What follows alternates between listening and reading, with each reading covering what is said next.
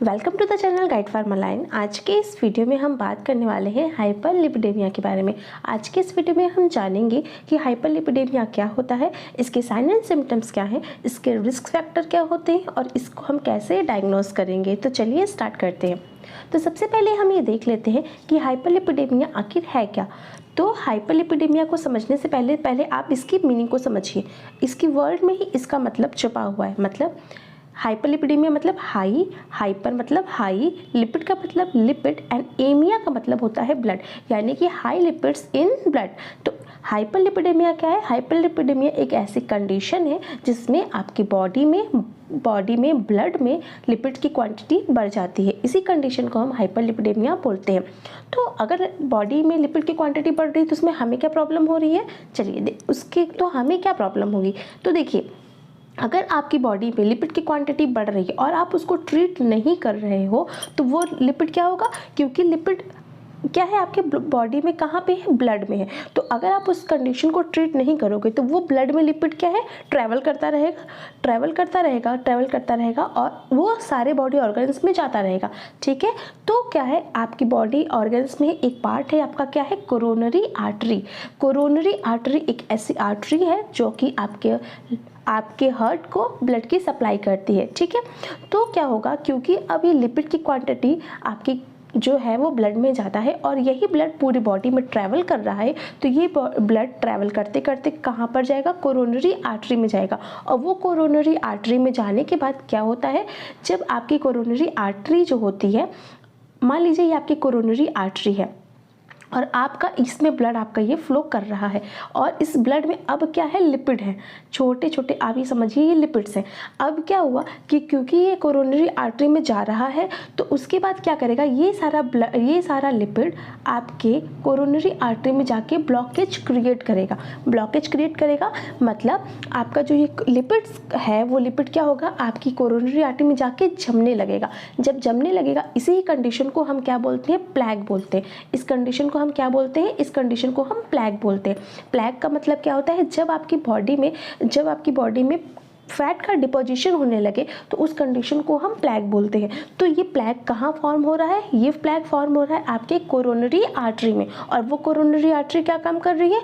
वो coronary artery आपके heart को ब्लड की सप्लाई कर रही है। ठीक है। तो उसकी वजह से क्या होगा, जब आपकी मान लीजिए आपकी जो ये कोरोनरी आर्टरी है, अब यहाँ पे प्लैग का फॉर्मेशन हो गया, यानी अब यहाँ पे इसका जो रास्ता है, जो कि रास्ता ऐसे था, अब उस रास्ते में अब क्या आ गया? लिपिड आ गया, लिपिड जम गया। तो अब इसकी वजह से आपका, तो देखिए मान लीजिए ये आपकी कोरोनरी आर्टरी है, ये कोरोनरी आर्टरी है और इसमें लिपिड का डिपोजिशन होने लगा है। यहाँ पे ये लिपिड का डिपोजिशन होने लगा है और ये लिपिड ने डिपोजिशन करके ये प्लैग का फॉर्मेशन कर लिया है। अब क्या होगा, क्योंकि आपकी बॉडी में ब्लड फ्लो करता रहेगा, लेकिन अब इस कंडीशन में क्या हो रहा है, आपकी कोरोनरी आर्टरी में लिपिड का डिपोजिशन हो जा रहा है। उसकी वजह से अब एरिया क्या है? छोटा हो जा रहा है। मतलब मान लीजिए आपके कोरोनरी आर्टरी का एरिया इतना था, लेकिन अब क्योंकि इसमें फैट डिपोजिशन होने की वजह से ये एरिया इतना छोटा हो जाएगा। क्यों छोटा हो जाएगा? देखिए, अब क्या है, आपका ब्लड क्या था, यहाँ से पूरा फ्लो करता फ्लो, बट यहाँ पे क्या है? ऑब्स्ट्रक्शन है। इसकी वजह से अब ये वाला ब्लड अब ये फ्लो तो कर नहीं पाएगा, सिर्फ ऊपर वाला ब्लड ही फ्लो कर पाएगा, क्योंकि यहाँ पे तो रुकावट है, तो यहाँ से ब्लड तो निकल नहीं पाएगा। तो अब आप देख पा रहे होंगे कि आपका जो कोरोनरी आर्टरी का एरिया है वो क्या हो गया है? छोटा हो गया। जब वो कोरोनरी आर्टरी का एरिया छोटा हो गया है तो हार्ट को ब्लड की प्रॉपर सप्लाई नहीं हो पाएगी। जब आपके हार्ट को ब्लड की प्रॉपर सप्लाई नहीं हो पाती है तो क्या होगा, आपकी बॉडी में इम्बैलेंस किसका हो जाएगा? ऑक्सीजन सप्लाई एंड डिमांड का। आपके लंग्स में इम्बैलेंस हो जाएगा ऑक्सीजन सप्लाई एंड डिमांड का, और उस कंडीशन को हम क्या बोलते हैं? एंजाइना बोलते हैं। फिर आपको क्या होगा, फिर आपको क्या क्या हो सकते हैं? जैसे कोई हार्ट डिजीज हो जाएगी, वही एंजाइना हो जाएगा, जिसकी वजह से आपको हार्ट अटैक आ सकता है, आपको रिस्क फैक्टर बढ़ सकता है, आपका स्ट्रोक का रिस्क बढ़ सकता है। क्यों? क्योंकि अब उस कंडीशन में वहाँ पे क्या जमा हुआ है? फैट का डिपोजिशन है, और उस फैट के डिपोजिशन के होने की वजह से आपकी बॉडी में जो आपका हार्ट का पार्ट है उसको प्रॉपर ब्लड की सप्लाई नहीं हो पा रही है। ठीक है।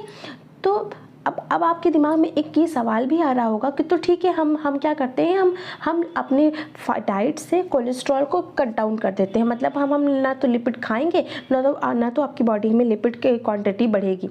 बट हम ये नहीं कर सकते। अब ये क्यों हम नहीं कर सकते, पहले वो समझ लेते हैं।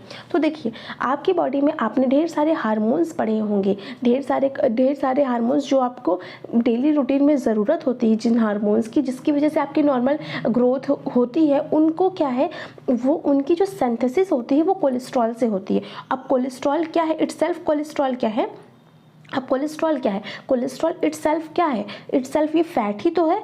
तो अगर आप अपनी डाइट में कोलेस्ट्रॉल नहीं लोगे तो ये हार्मोन्स बनेंगे कैसे, और जब ये हार्मोन्स नहीं बनेंगे तो फिर आपकी जो डेली रूटीन है, आपकी जो डेली ग्रोथ है, जो आपके डेली फंक्शंस है, वो अफेक्टेड होंगे। तो वो समझ पा रहे होंगे कि कोलेस्ट्रॉल आपकी बॉडी के लिए बहुत ज़रूरी भी है। इसलिए हम ऐसा भी नहीं कर सकते कि हम कोलेस्ट्रॉल को बिल्कुल ही अपनी डाइट से कम कर दें, तो ये तो सोल्यूशन बिल्कुल भी नहीं है, ठीक है। और उसके बाद क्या होता है, जो आपकी बॉडी होती है, जैसे अब ये कोलेस्ट्रॉल है, तो कोलेस्ट्रॉल है क्योंकि आपकी बॉडी में किसी भी चीज़ को ट्रैवल करने के लिए कोई ना कोई कैरियर चीज़ चाहिए होती है, यानी कि जैसे आपको अभी समझ पा रहे होंगे कि कोलेस्ट्रॉल आपकी बॉडी के लिए कितना ज़रूरी है, ठीक है।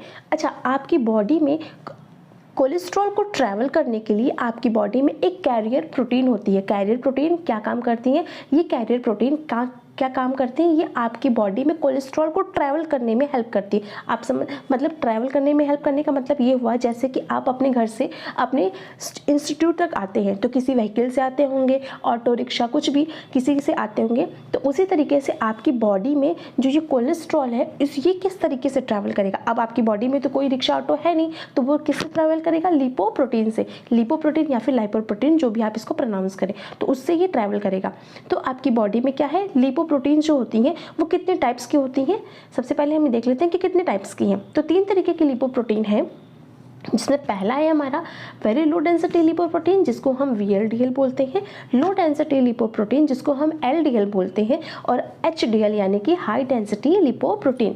तो देखिए, तीनों ही जो प्रोटीन्स हैं, ये तीनों ही प्रोटीन्स क्या हैं, ये कैरियर का काम करने वाली हैं आपके कोलेस्ट्रॉल को ट्रांसपोर्ट करने के लिए, कोलेस्ट्रॉल को एक जगह से दूसरी जगह तक ले जाने के लिए, ठीक है। तो अब नेक्स्ट पढ़ा LDL, यानी इसको ही हम क्या बोलते हैं, लो डेंसिटी लिपोप्रोटीन, इसी को हम बैड कोलेस्ट्रॉल बोलते हैं, और HDL जिसको हम बोलते हैं हाई डेंसिटी लिपोप्रोटीन, इसको हम गुड कोलेस्ट्रॉल बोलते हैं। अब ये टर्म्स क्या है, पहले ये समझ लेते हैं, ये क्योंकि ये टर्म्स आपको समझना बहुत ज़रूरी है। जब आप हाई कोलेस्ट्रॉल के पेशेंट की डायग्नोसिस करते हैं तो उसमें आपको ये टर्म समझना बहुत ही ज़रूरी है। तो सबसे पहले हम ये देखिए, जैसा कि हमने पहले बोला कि LDL क्या है, आपका बैड कोलेस्ट्रॉल है। तो ये बैड कोलेस्ट्रॉल क्यों है, देखिए, जैसे आपकी बॉडी में क्या है, मान लीजिए आपकी बॉडी में ये वेन है, और इस बॉडी के वेन्स में जो है आपका लिपिड ट्रैवल कर रहा है। अब यहाँ पे हम बात कर रहे हैं लो डेंसिटी लिपोप्रोटीन की। डेंसिटी लो होने का मतलब क्या होता है, उसका डेंसिटी लो है, मतलब क्या है, जैसे कि अगर आप फेन देखिए, फेन साबुन की फेन होती है, उसकी डेंसिटी क्या होती है, कम होती है, तो वो कहाँ फ्लोट करता है, ऊपर फ्लोट करता है, वो सेटल डाउन नहीं होता है पानी में, वो ऊपर फ्लोट करता है, क्योंकि इस डेंसिटी लो है। इसी की जगह पे अगर आप एक लोहे की बॉल को इमेजिन करिए, तो क्योंकि उसकी डेंसिटी हाई है तो वो पानी के नीचे फ्लोट करेगा, वो पानी के नीचे चला जाएगा, लेकिन आपका फेन जो है वो पानी के ऊपर रहेगा क्योंकि उसकी डेंसिटी लो है। तो ठीक इसी तरीके से आपका जो LDL है, जिसकी डेंसिटी क्या है, लो है, तो इसकी डेंसिटी लो होने की वजह से ये कहाँ पे फ्लोट करेगा, ये आपकी ये कैपिलरी है, इसके ऊपर फ्लोट करेगा, ठीक है। समझ पा रहे हो आप कि आप एक पाइप को इमेजिन करिए कि उस पाइप में अगर आप फेन से डिजॉल्व पानी को ट्रैवल करवाइए, तो वो जो फेन है वो किनारे लगेगा, किनारे को लगता जाएगा, और जो आपका अगर उसी में हमने लोहे को घोल के डाल दिया तो वो क्या होगा, पानी के साथ ही बह जाएगा, या फिर लोहे की बॉल से समझिए उसको, वो पानी के साथ ही बह जाएगा, ठीक है। तो क्या है, अब क्या है, क्योंकि LDL की डेंसिटी लो है, इसकी वजह से यह क्या है, ये आपकी आर्टरीज में चिपकने लगता है और वहाँ पे जाके प्लैग का फॉर्मेशन करने लगता है, ठीक है। लेकिन जो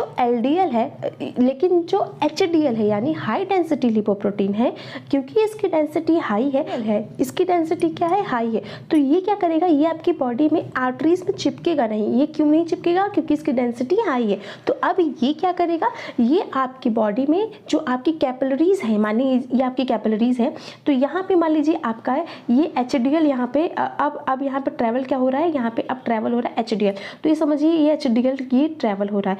तो क्योंकि आपकी बॉडी में HDL है तो ये इसकी डेंसिटी क्या है, हाई है। तो ये क्या करता है ना, ये धक्का देते हुए HDL LDL को पुश करते हुए आपकी आर्टरीज को क्लीन करते हुए निकलता है। समझिए कि आपकी बॉडी में वही है, आप एक पाइप को इमेजिन करिए जिसमें कि फेन वाला पानी बह रहा है, और एक बॉल को इमेजिन करिए। तो अगर आप बॉल को उस पाइप में थ्रो करोगे तो वो जो आप वो थ्रो करोगे तो वो फेन को पुश करते हुए निकलेगा। तो इसकी वजह से क्या होगा, ये आपका फेन को जब ये पुश करते हुए निकल रहा है तो ये आपके जो कैपिलरीज की वॉल है इसको ये साफ करते हुए निकलेगा। समझ में आ रहा है, साफ करते हुए निकलेगा, यानी कि ये प्लैग को रिमूव करते हुए निकलेगा, ये जमी हुई फैट को हटाते हुए निकलेगा। तो इसीलिए हम इसको गुड कोलेस्ट्रॉल बोलते हैं और LDL को हम बैड कोलेस्ट्रॉल बोलते हैं। बैड कोलेस्ट्रॉल क्यों बोलते हैं, क्योंकि ये क्या कर रहा है, जम रहा है आर्टरीज में। और गुड कोलेस्ट्रॉल HDL को क्यों बोलते हैं, क्योंकि ये क्लीन कर रहा है आर्टरी को। ठीक है, आई होप ये टर्म्स आप समझ पा रहे होंगे। नेक्स्ट है आपका रिस्क फैक्टर्स क्या होते हैं। तो रिस्क फैक्टर क्या है, अगर रिस्क फैक्टर क्या है कि कौन ऐसे लोग होंगे जिनमें हाई कोलेस्ट्रॉल होने का खतरा ज़्यादा होगा। ऐसे पर्सन जो कि अल्कोहल ड्रिंकर हैं, सिगरेट स्मोकिंग करते हैं, ओवरवेट है, एक्सरसाइज कम करते हैं, तो उन्हें हाइपरलिपिडेमिया होने का चांस ज़्यादा होता है।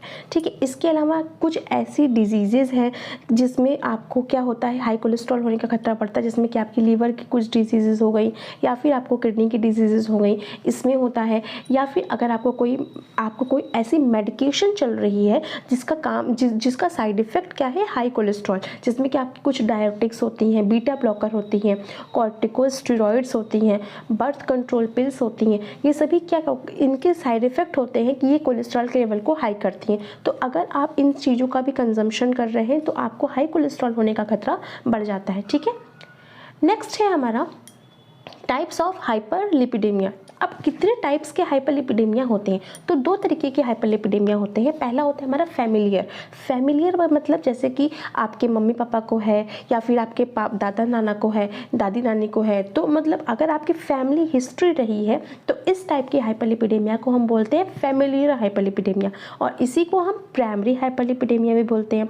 सेकेंड होता है हमारा एक्वायर्ड टाइप का हाइपरलिपिडेमिया, जिसको हम सेकेंडरी हाइपरलिपिडेमिया बोलते हैं। अब ये क्या होता है, ये अगर आपको किसी भी सर्टेन डिजीज़ की वजह से हो रहा है, कोई जैसे आपके ऊपर हमने सब डिजीज़ पढ़ाए कि लीवर की डिजीज़ हो गई, किडनी की डिजीज़ हो गई, तो अगर इसकी वजह से अगर आपको हाइपरलिपिडेमिया है सर्टेन केसेस की वजह से, तो इस हाइपरलिपिडेमिया को आप क्या बोलोगे, इसको हम बोलेंगे acquired type of hyperlipidemia. Next है आपका साइन एंड सिम्टम्स। तो ऐसा क्या साइन एंड सिम्टम्स होगा जिसको देख करके आप बता सकते हो कि पर्सन को हाइपरलिपिडेमिया है। अगर आप हाइपरलिपिडेमिया के पेशेंट को देखिए तो पहली बात तो उनको आप देख के बता ही नहीं सकते हो कि उनको हाइपरलिपिडेमिया है, क्योंकि इसके कोई सिम्टम्स ही नहीं है। लेकिन फिर आप कुछ सिम्टम्स ऐसे हैं जो देखे गए हैं कुछ केसेस में, जैसे कि फैटी ग्रोथ का होना। फैटी ग्रोथ अगर भाई बॉडी में अगर आपकी फैट बढ़ रहा है तो फैटी ग्रोथ आपके हो जाएगा, मतलब फैट का ग्रोथ होना आपकी बॉडी में। और जॉइंट्स, जो ये आपका आई का एरिया है, आपने कभी कभी देखा होगा कुछ पर्सन को कि यहाँ पे छोटे छोटे आपके येलो कलर के पैचेस पाए जाते हैं, तो ये आई के पास आई के पास क्या होना, फैट का डिपोजिशन होना या फिर जॉइंट्स में फैट का डिपोजिशन होना। फिर एक कंडीशन है ज़िरथुमा में भी सेम वही चीज़ होती है कि आपकी बॉडी में येलो पैचेस पड़ जाते हैं, फैट अगर ज़्यादा होता है तो उस कंडीशन को हुआ। या फिर पैनक्रियाटिस हुआ। अब देखिए पैनक्रियाटिस का मतलब क्या हुआ, पैनक्रियास में इन्फ्लामेशन।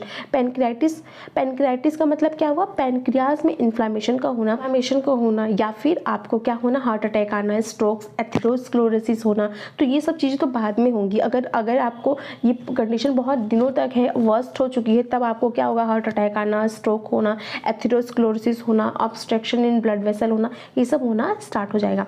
अब हम इसको कैसे डायग्नोज करेंगे, हम पता कैसे लगाएंगे कि आपकी बॉडी में हाइपरलिपिडेमिया की कंडीशन है या नहीं।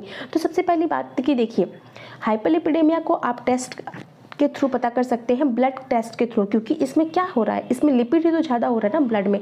तो हमें सबसे पहले क्या कराना पड़ेगा, आपका ब्लड टेस्ट कराना पड़ेगा। अब ब्लड टेस्ट भी अगर होगा तो उसमें आप HDL एंड LDL की क्वांटिटी को चेक करोगे कि वो आपके नॉर्मल रेंज से ज़्यादा है या कम है। ठीक है, तो उससे आपको पता चल जाएगा। ये हम डायग्नोसिस में ब्लड टेस्ट करवाएंगे पेशेंट का, उसमें देखेंगे कि आपकी जो नॉर्मल ब्लड कोलेस्ट्रॉल है वो कितना है, एचडीएल की क्वांटिटी कितना है, एलडीएल की क्वांटिटी कितना है, क्या वो इतनी ज़्यादा है कि उसको हम हाई कोलेस्ट्रॉल बोल सकते हैं या नहीं बोल सकते। बस आप ब्लड टेस्ट के थ्रू ही ये पता कर सकते हो, ठीक है। तो आज की इस वीडियो में बस इतना ही। आई होप आज का ये वीडियो आप सभी को समझ में आया होगा। नेक्स्ट वीडियो में हम बात करेंगे हाइपरलिपिडेमिया के ट्रीटमेंट के बारे में, जिसमें हम non pharmacological and pharmacological treatment include करेंगे। तो चलो, तब तक के लिए हमारे चैनल को लाइक कीजिए, सब्सक्राइब कीजिए। Thank you.